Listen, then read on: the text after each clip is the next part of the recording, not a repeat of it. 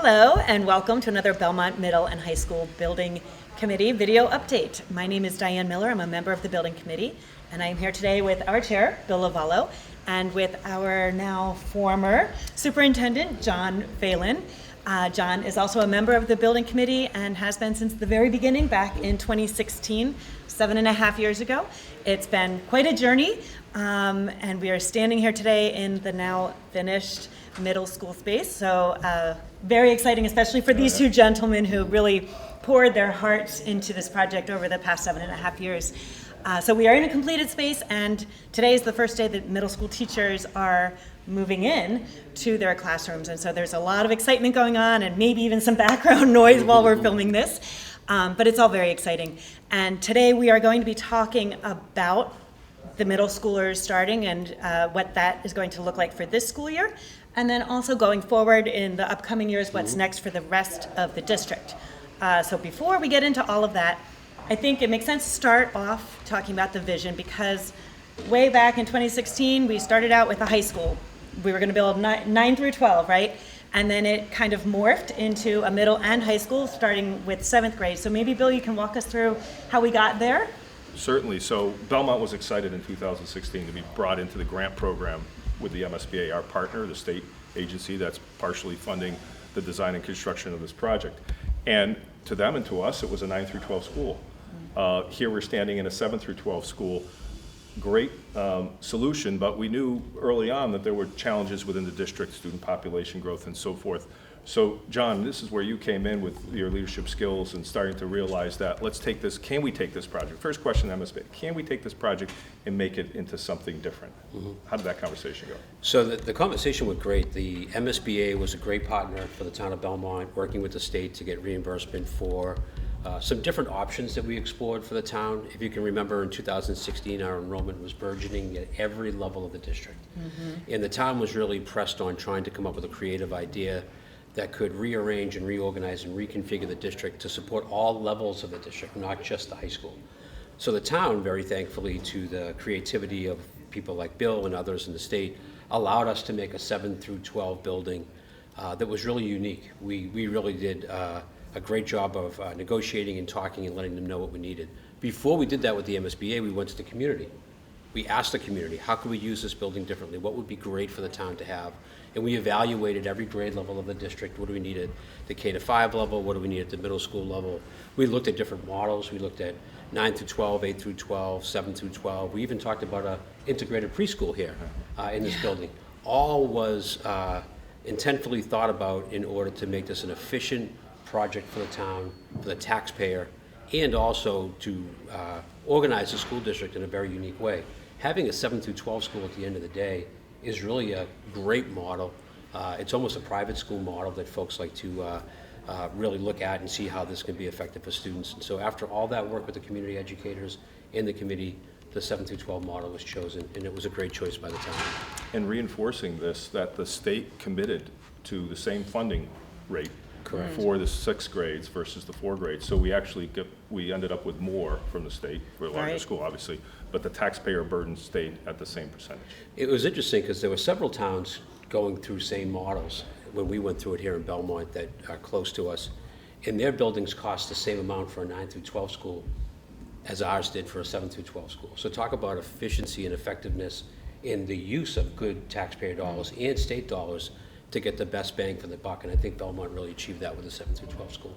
That's great. And I know we've talked about this before, but I think it might be important enough to touch on again, but maybe you can walk us through what that model looks like, having 7th and 8th graders in the same building as the high school, how they are separated, what the benefits are of having these two programs in this one large space. Absolutely. So when we talked about this, the first group we wanted to talk to are our families, our parents, and the community. How is it going to work with my child who's in 7th grade going to school with someone who's in 11th grade? And that whole careful separations. We built a middle school that has teams, which we'll be able to see later on, team areas where your child will go into a school of 2,200 students and then into a school of only 675, 700 students, and then they'll go into a floor that's all their own. So if I'm a 7th grader, I might be walking into a larger building of 2,200, but after about 8 o'clock, I'm in a space with only 100 students my 4 teachers, and I'll stay there for 5/7 of my day. I'll go out for physical education, I might go out for art, but for the majority of my day, I'm right here in my middle school and right here in my own grade, and then again, right here in my own pod of 100. So we're really talking about creating small learning environments for our middle school students, and that's exactly what we did. On the other side of the building is a completely beautiful 9 through 12 building, which the community has already seen. That's a traditional high school. So we're doing those 2 educational models in the same building with the same expectation around how we service middle school students a little differently than we do with high school students. The second group are our directors and our educators. How exciting it is to build transitions in the same building for our academic directors to make sure that 7th grade English or 7th grade math can be connected 8th grade, 9th grade, 10th grade, 11th grade, and 12th grade, having all the educators in one space, thinking about the students and really creating a beautiful bridge that used to be a hard bridge to travel when you were going from 8th grade to 9th grade. Now that bridge is all in this building. So academically, socially, the gains are enormous for our children, and that was what it was all about. And there are careful separations, though, within this. You were talking about, we're standing in their own library, essentially, Learning Resource Center. They have their own administration, their own entrance, Right. their own nurses suite, their own bathrooms. Correct. What else? I'm missing so much. They have their own band area, their own art area.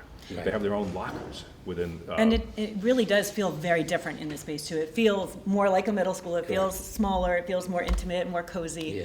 But as John said, they're still connected. Yeah. Correct. Right? They have their own place to eat in the cafeteria, their own place of gathering, their own stair where they're circulating throughout the school. Correct. It is the model of having 2 schools within one building that really have different functions for different age groups who are different learners.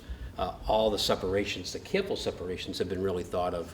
And I think you'll see the administrative teams and the educators really shepherd the students through the school on a regular day in a way that creates those careful connections academically, but those thoughtful separations in terms of making sure that our age group of students remain separated for the majority of the day. And the district has done a lot of work leading up to this moment in terms of preparing for this transition and putting together a whole transition team and actually establishing a dedicated position for that, right? Do you want to tell us a little bit about that? Sure. We were really fortunate that the school committee dedicated funds last school year to hire Carla Cosa, who was our former Chenery Middle School principal, to shepherd this process, work directly with and liaison with the building committee, the construction company, the design team, the architect, and the project owner manager, to really make sure that everything was in place for this middle school move. That also included her interfacing directly with her former staff at the middle school, connecting with them, getting them ready for the move, the physical move, but also from the curriculum standpoint and the emotional standpoint of having that be the last Chenery 8th grade, moving all the students and families over.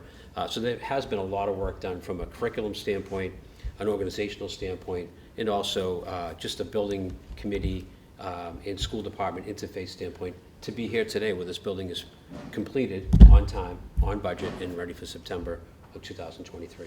And so the 7th graders are coming here in a few days, and for this year, Chenery is only going to have then the 5th and 6th graders this year. But maybe we can talk a little bit about what is next in terms of other district-wide transitions. Well, I wanted to layer on before we go there one thing. What is it going to be like now with 2,200 students coming from both sides, 9 through 12 and 7 and 8? What is that going to look like? I know Carla and you have been working on that, messaging to the community. I've seen some of those, but just a quick outline, because that's been so much of people's, how do I get to school? What am I dropping? I have 2 kids. How does that work? Sure. So Isaac Taylor and Russ Cooperstein, the middle and high school principals, sent out their first communication in July, outlining that we can now access this point from both ends of the campus, which helps the traffic flow. There's a road that goes behind the school that allows for all of this traffic to flow smoothly. We have circles in front of each entrance of the building that students can use for bus drop-off and pickup, and that families can use in the morning. And we'll have folks be able to queue up on the campus itself. We have changed the direction of Underwood the opposite way. So now when you come out of the campus, on the east side of the campus, you can take a right and go right up Underwood towards Concord. The select board voted that change in late June. It really provides a nice flow of traffic around the perimeter of the campus. And keep in mind that on the campus, there are plenty of available walking and biking spaces. So once your child gets on campus, They're walking, has sidewalks through the campus or on the perimeter of the campus, plenty of bike racks for all of our Oh students who my, want to did I ride the see, bikes. so I walked in a lot of bike racks. And so we Yes. learned. We needed them. Yes, Last year we had that- so many yeah. kids biking, which was fabulous. Keep it up, right? So Great. we learned a lot for the 2 years of the high school. Biking is important. Our students were biking at high levels. We want to encourage that. Our students can park in Concord Ave. The staff will park in the lot. And we really feel we have a plan. The final plan will be communicated to the public on August 18th, which was last week. And they should have that in their email boxes by this filming. And there's also, when middle schoolers come in, they're not mixed with the high schoolers. They have their own place to gather. They're Correct. until they could go up to class. So they're it's all thought through. We are going to have breakfast for everybody in the morning, free breakfast and free lunch, and the day starts with our middle schoolers coming in their side of the cafeteria, having breakfast, having somewhere to go if it's raining, and then they'll all be asked to go up to their homeroom. So there'll be a 15-minute period where they have their own time before school. They'll be able to get something to eat, and I encourage parents, there's nothing better than a student that can walk or bike to school, get a good breakfast to start their day, and then be up in homeroom by 7:55 a.m.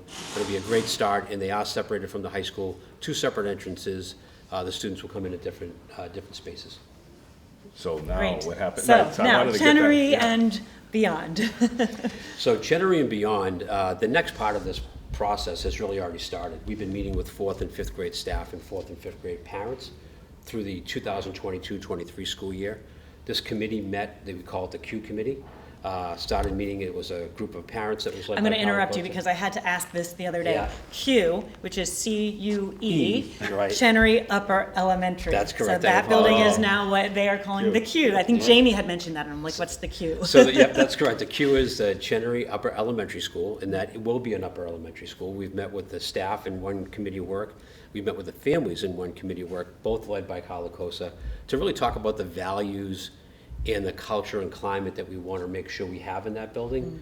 This year it will be a 5-6 school only, and we'll have that group happen for the 23-24 school year, and we'll introduce 4th graders to that. So next summer there'll be a big transition in the district. It won't be a construction transition, it'll be an educational transition, but we want to really emphasize that the 4-5-6 Q school will be built and modeled around an elementary school model that's already been discussed with some families in the committee and educators. It will truly be an upper elementary school. We want to keep those students young. They're young. We really want to make sure that that 6th grader, who we think has more in common with a 4th and 5th grader, and less in common with a 7th and 8th grader, really has their chance to be a 12-year-old at heart, be an upper elementary school student at heart. And we feel like there's a good chance for them to grow up a little more here when they're in 7 through 12, but let's keep them young in that 4, 5, 6 school. So we've gotten some good family feedback, community feedback, and educator feedback. That work will continue with the new superintendent, Dr. Joe Geiser, and we look forward to seeing how that goes through the school year as well.